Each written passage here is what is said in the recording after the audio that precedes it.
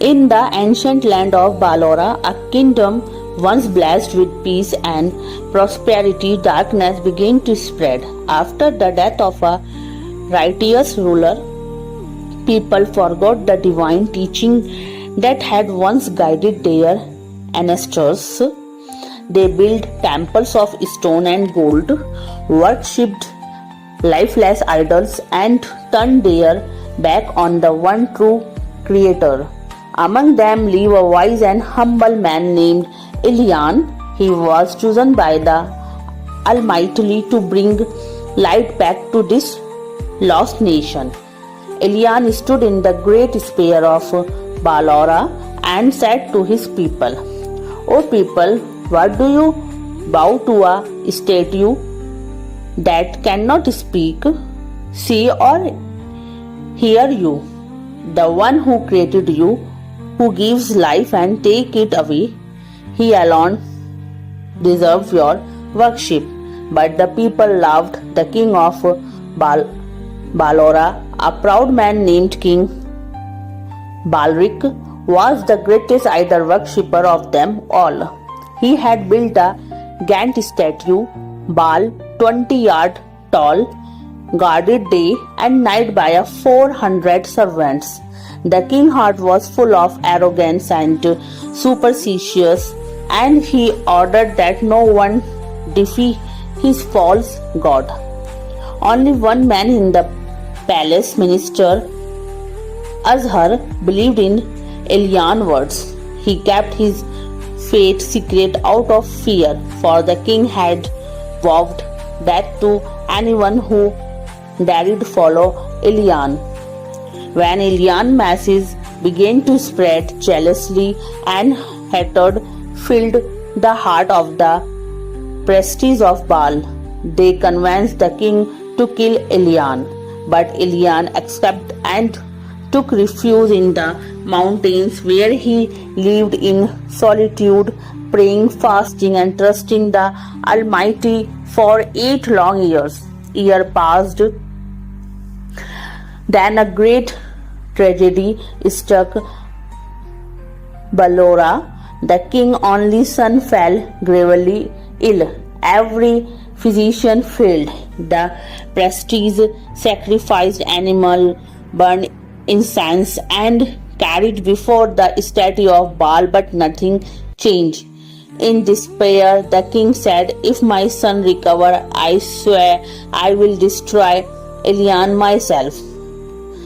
The priestess replied, "Your god Baal is angry because Elian still lives. Until he is dead, your prayer will not be heard." Desperate, the king sent hundreds of soldiers to search the mountain. One night, as the soldiers camped near a valley, Elian appeared before them. He said, "Your king seeks help from stones. Does he not know there is only one who heals and gives life? Return and tell him, the Lord of the skies and the earth declares, because you worship other beside me, your son shall not live." Terrified by Elian's words, the soldiers trembled and fled, and Elian had foretold. The next morning the prince was dead, but King Balric pride only grew. He sent 50 of his best warriors to kill Elian. When they reached the mountain, a bolt of fire fell from the sky, and they were turned to ash. Again and again the king sent men, and again heavenly fire consumed them. Finally the king sent his own minister Azhar to capture Elian, but when Azhar met him, he bowed and said, "O Elian, I believe in your Lord. The people are blind. Guide us." Elian returned with him to Balora by the command of the Almighty, for he had been promised protection.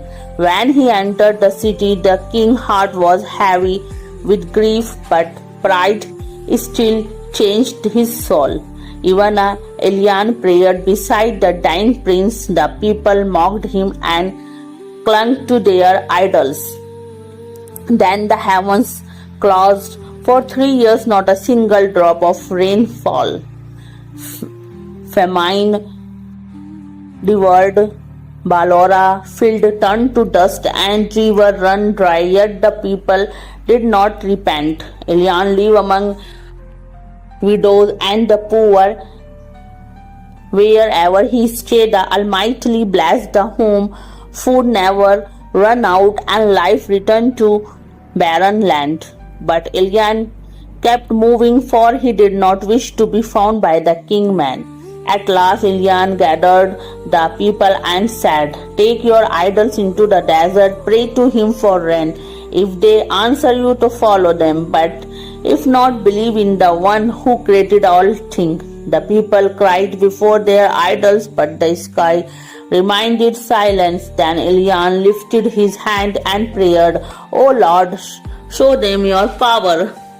Within moments, dark cloud gathered, thunder rolled, and rain poured down over Balora, reviving the earth and the hearts of the humble. But still many turned back to fleshhood.